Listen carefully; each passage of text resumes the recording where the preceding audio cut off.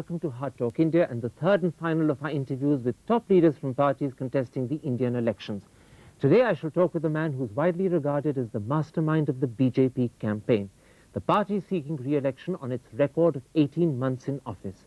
But what sort of record is it, and how does it stand up to questioning? Here to answer the questions is the former president of the Bharatiya Janata Party and present Home Minister Lal Krishna Advani. Mr. Advani, your party's made its record in office its platform this time round. What are you most proud of? When we went to the electorate last year, we told the electorate that India has been independent for more than 50 years. Congress has been in office for nearly 45 of these 50 years, so far as the central government is concerned. The people have tried the so-called third front also for the remaining years. We want one chance for the BJP and its allies, presently led by Sri Atal Bihari Vajpayee. Today, when I go to the electorate, I don't seek a chance, an opportunity, but I tell him that you are in a position today to compare and contrast how the government led by Vajpayee has functioned for now 16 months and compare it with any other government of the past. And you think that that comparison stands you in good stead? I'm confident about it. And I've seen the responses of the people to this kind of appeal. Let's then talk about some of the aspects of those 16 months in office that you consider your major achievements. Let's start with Kargil. How do you think such a sizable intrusion into such depth of Indian territory happened without the government actually finding out? You call it a sizable intrusion? I wouldn't call it that. 4,000, 5,000 Pakistanis? I would say that this entire line of control and even the international border are of a nature where any government so minded can do what Pakistan has done. How long they were able to do it, we are still to find out precisely. But our preliminary assessments reveal that they may have come there in April. We discovered them in May, and we immediately went into action. I remember when the withdrawal was taking place, and it was decided after they had been thrown out from most of the peaks, the remaining peaks, they said that we want time to withdraw. We said, how much? They said 2 days. So you say if they need 2 days to withdraw, they took about that much time to come in? Maybe 6 days, maybe 8 days. There's a lot of speculation in the papers that perhaps the intrusion started last year, perhaps even as early as September, October of last year. So far as whatever I know, I do not think there is any substance in it, though the planning for this kind of invasion may have been taking place over a period of months within Pakistan itself. But you think it only started in April? From what little is known, that's right. Mrs. Sonia Gandhi has gone on record to say in Alwar that in fact the intrusion started well before the government cares to admit it, and she's clearly implying that in not admitting it, you're hiding something from the Indian people. Not at all, not at all, absolutely. And therefore, I think the government did a very wise thing in having a committee of experts go into the entire matter without it seeming to be a kind of inquisition against the army. Can I ask because you I felt that the army had scored a remarkable victory, and if an inquiry was instituted which seemed to be a kind of an investigation into their conduct, it would not have been Let me clear that matter up by asking you some specific questions. Did the G branch of the Border Security Force in October last year, after interrogating a certain Azhar Shafi Mir, report to the Home Ministry that there were Pakistani plans for large-scale intrusions in Kargil? Not in these words. There were apprehensions that something can take place. As early as October last year? I wouldn't say that. When because all these are matters which are subject matter of inquiry. But when were these apprehensions brought to your knowledge? I think it is only after the discovery of the intrusions that further questioning here and there brought to notice certain matters. So these but they are not what they have been published to be in the press. You're saying that these reports from the Border Security Force weren't brought to your knowledge until after the intrusions happened, although they were filed earlier. It would depend upon the nature of that, and therefore, at the moment, even the inquiry committee that is doing its job, it's bound to discuss with me these matters, and therefore, I would not say anything today. People say that there's no doubt about the fact, and the press has complimented you for this, that the BJP government handled Kargil after the intrusions were known extremely well. However, the BJP government seems to be very reticent about when the intrusions happened, what knowledge they had. Did the BSF file a report earlier than May, or was the report filed after May? On those areas, there's obfuscation. There's a reluctance to share with us what actually happened. There is no deliberate obfuscation. From my earlier replies, you must have guessed that all along, while government was simultaneously probing into what may have happened, at the same time, we are conscious that in 1999, the army, the Jawans, have made the country so proud that immediately after this kind of victory, if the government were to go in for some kind of witch hunting, it would not be the right thing to do. But you seem to be suggesting that if the government went in for an inquiry, the Jawans would be shown up in a poor light. I do not know. I do not know where, if at all, if there was any lapse, where did it take place? So maybe at some level, but, and it is therefore that when we set up this inquiry committee also, the terms of reference were such that they should bring out the full facts. But you are deliberately going slow in terms of revealing details because you wish to protect the armed forces. No. That's what you suggested. No one wants to protect anyone. But to set up a kind of inquiry which shows that at the very outset there is some major lapse, I do not think it would be the right thing for the government to do. And therefore it has avoided it. Both General Sharma, a former army chief, and Lieutenant General Motidhar, the most recently retired vice chief of the army, have gone on record in the press to say that Kargil represents what they call a major intelligence failure. Are they wrong? Maybe they are wrong. Maybe they're right. Maybe they are wrong, maybe they are right, but this can only be proved after we come to know the full facts. As it is today, we feel that the intrusions must have taken place shortly before May, and immediately when the government came to know about the intrusions in May, it went into an action which makes even a very strong questioner like you admit that Kargil was handled very well by the government. Yes, but I also said that some of the necessary questions that should be asked about how it happened, how much was known, when it was known, are not being answered. I would say that those questions need to be answered, but there is no hurry about it. Why not? They would be answered. Are they embarrassing to a government on the brink of an election? At the present point of time, what little I know, I do not think that the intrusions took place before April. Okay, you spoke about the inquiry committee. Will you, as Home Minister, give evidence to it? I think they are coming to meet me. Will the Prime Minister give evidence to it? I do not know what the committee proposes. Do you think he should be willing? It depends upon the committee's viewpoint. But the committee has already conveyed to me that they would like to meet me. I said, welcome. And will you share with them, for instance, when you received this BSF report of apprehensions, as you call it? Whatever I know, I would share with them. And will this report then be made public so the Indian people know the truth? That's for the committee and the government at that time when the committee's report comes to decide. But I would think that a report of this kind should be made public. That's your personal feeling? That's right. And you as Home Minister, if you are at the time when the report is tabled, will push for it? That's right. That's a commitment? As I said, it's my view.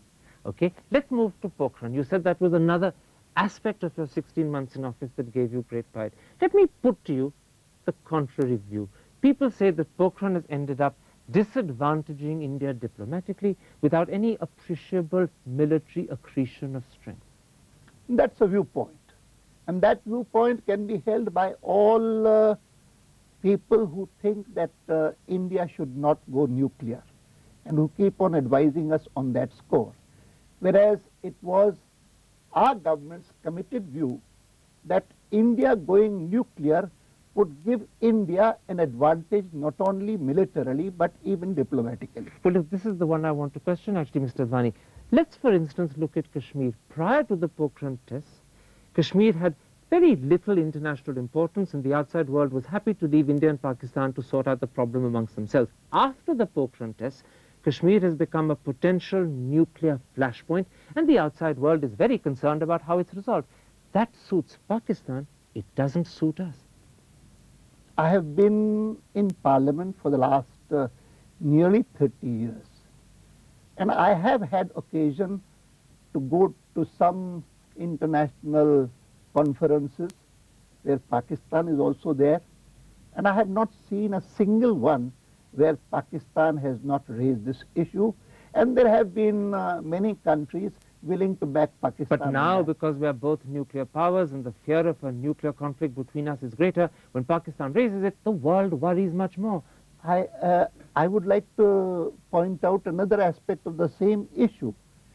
If today, in 1999, when this Kargil issue arose, and people who regard Kashmir as a possible nuclear flashpoint, most of them, even those who support Pakistan's point of view, are of the view that India is a very responsible nuclear power. You brought up Kargil. Let me point out that, in fact, many people believe that Kargil is a direct result of Pokhran. Pakistan realized that after Pokhran, India's position on Kashmir was internationally vulnerable. They did Kargil to ram home that point. I don't think so. On the other hand, I have a feeling that two factors contributed more to Kargil. Firstly, the setback that they were receiving in the proxy war. And secondly, their desire to grab a vantage point so far as the Srinagar-Leh is concerned, Leh highway is concerned, and very soon there will be a conflict, and very soon, as has been happening in the past, there would be international intervention, and they would be able to... Yes, but international intervention possibly of the wrong sort. The American president has committed himself personally to taking a role in helping resolve the problem by bringing the two sides together. That is international mediation at one remove, which we did not want. We have always emphasized, and America has endorsed, that there would be no mediation. Yes, but they're going to take a personal interest. He Personal never said interest? this sort of thing before. It's one He may step. not have said it. It may have been to satisfy a country that was forced to withdraw from Kargil, which was publicly reprimanded by the American president, whatever be the motivations. In so far as mediation is concerned, government of India's position has been clear, and formally, even America has endorsed it after Kargil also. Mr. Advani, you said that, in fact, going nuclear had strengthened India militarily. Let me put this to you. It didn't deter Pakistan in Kargil one bit, yet concerns about nuclear deterrence restrained Indian forces from crossing the line of control, which our generals complained about. So it hasn't helped us at all in Kargil. I wouldn't, of course, I cannot share anything with you so far as the deliberations within government are concerned, but this threat of nuclear deterrence or nuclear attack from Pakistan did not affect our policy at all. No, but the opposite is also true. Threat of nuclear attack from India didn't worry Pakistan at all. They carried on with their infiltrations, they irritated us, they aggravated us. Because maybe like America, like the international community, Pakistan also knows that India is not an irresponsible power. So despite all the concerns the world over, and despite many concerns at home in India, you still believe that Pokhran has stood us in good stead. It's a valuable achievement. Entirely. Okay, absolutely. Let me come then to a different aspect of your record. It's the experience of Indian Christians in Gujarat in Dengs earlier this year. Many people at home and abroad say that allies and friends of the BJP exploited the fact that you were in power to try and intimidate the Christian community. I'm happy that this question about Dang has been posed after a Commission of Inquiry's report in Odisha, because I view this issue of attacks on Christians. They came simultaneously in or about simultaneously in 3 areas. The first incident, a horrible incident, took place in Madhya Pradesh, where The some nuns were gang raped. Then, the second, then came Gujarat. And then Odisha. And then came Odisha. Of these, all incidents were bad. Insofar as Gujarat is concerned, they were incidents mainly of vandalism. So far as Madhya Pradesh is concerned, it was an outrageous act against nuns. But let's stick to Gujarat, because that attracted international attention in a big way. Let me give the whole perspective. And the third was the worst of the whole lot. In Gujarat, the moment incidents took place, the government went into action, arrested the wrongdoers, tried them, prosecuted them. Can I interrupt at that point, sir? You say the government went into action. Many people say that the Prime Minister's initial responses shows that he was less than neutral. When he went to Dangs, he toured with the president of the Hindu Jagran Manch, the organization alleged to be behind the attacks. I do not think so. He did not tour along with the president of the papers organization. widely reported it. He never denied it. It has come to be accepted as a fact in the country. Not to my knowledge. Let me go further, sir. The Prime Minister, when he went to Deng, at a time when so-called forced conversions were at the center of the controversy, issued a statement calling for a national debate on conversions, and most of the press and most of the country turned around and said, it looks as if you're endorsing what the Hindu Jagran Manch is saying.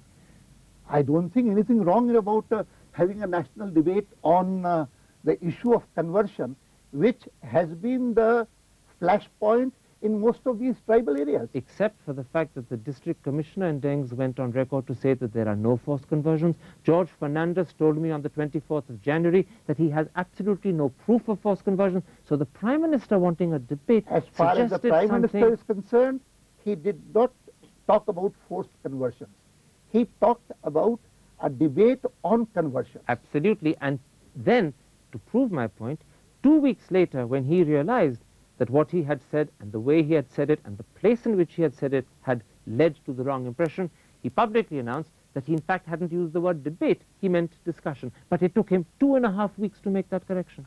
It's not a discussion, it's not a correction. And this is trying to read too much into a matter which is whether you have a discussion or a debate. It doesn't make much of a difference.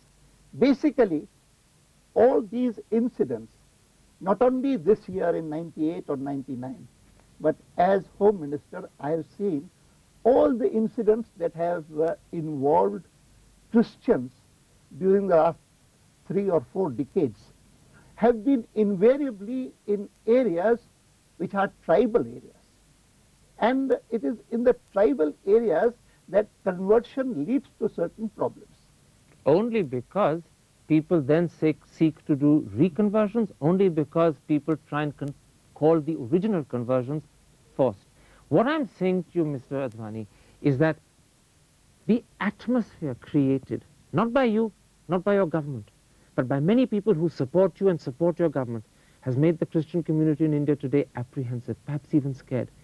Can you reach out to them here and now and reassure them that if you're re-elected, this sort of thing won't happen again? Why do you disregard the fact that the more heinous and the more repulsive incidents have taken place in areas where we are not in power, we are not at all involved? That's perfectly true of Madhya Pradesh, it's perfectly true of Odisha. But what about Gujarat?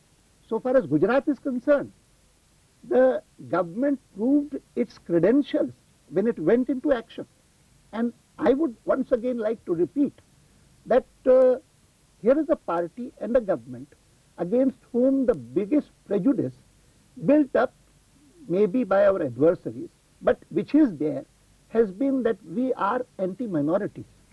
And not you, not the Prime Minister, but do you remember what the government? But do you know what the Gujarat Chief Minister said when churches were being burnt in Dengs? He said, only 4 lakhs of damage, trying to minimize it. Do you know what the Gujarat Home Minister said? He said, these are only sheds, these aren't churches, forgetting that they were places of worship. What both of these gentlemen were doing was ignoring or undermining the trauma of the Christian community. It's that trauma I put to you today. And it is therefore that I would like to affirm with all the vehemence and emphasis at my command that this is one touchstone which we have in mind.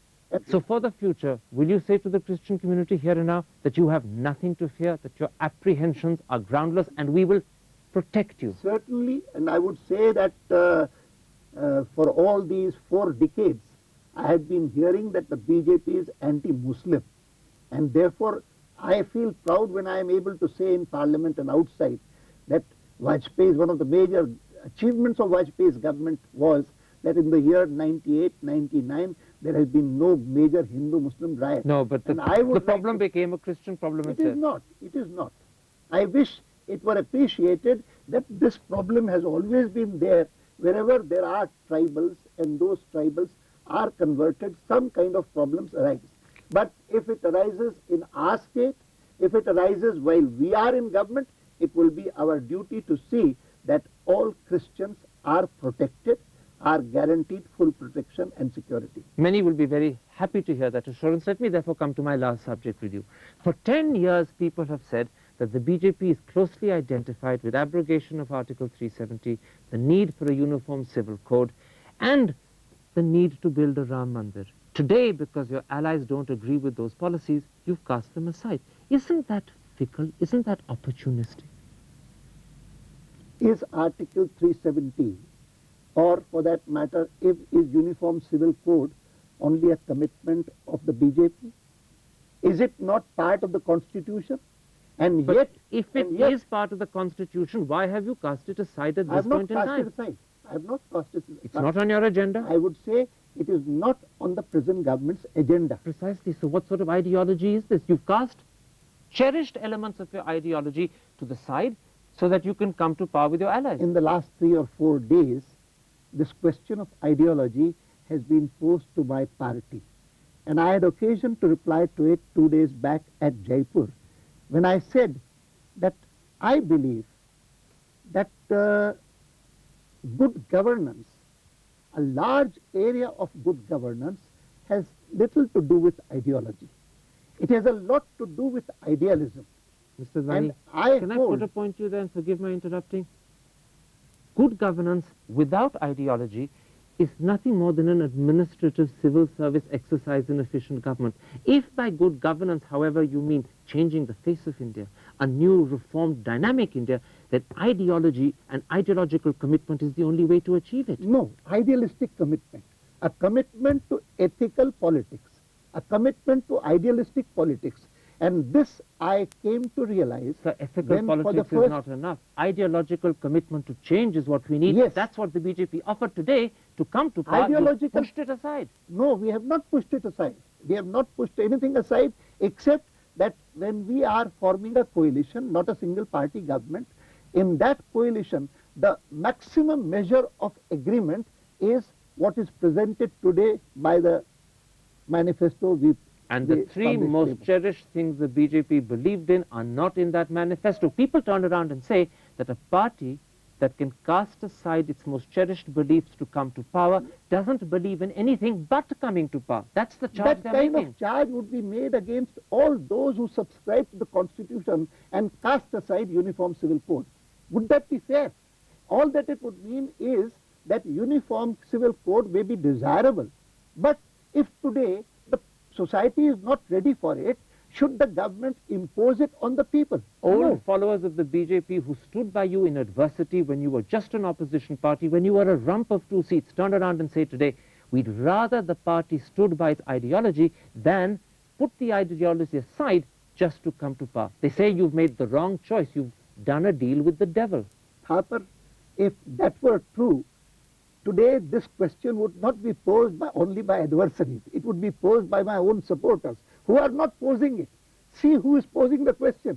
Those who have always been against repeal of Article 370. Mishra, Govindacharya, J.P. Mathur, all these dissonant voices that seem to say the wrong thing at press conferences. They say the wrong thing at press conferences. These are not dissonant voices.